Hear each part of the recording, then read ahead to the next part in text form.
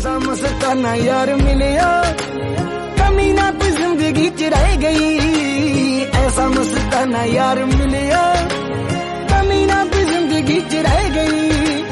यार दा दीदार बाकी पा लिया, यार दा दीदार बाकी पा लिया। इश्क हकीकी दा मुकाम सजदा करा मैं दूजा रब नू, पहली मेरे यार नू सलाम।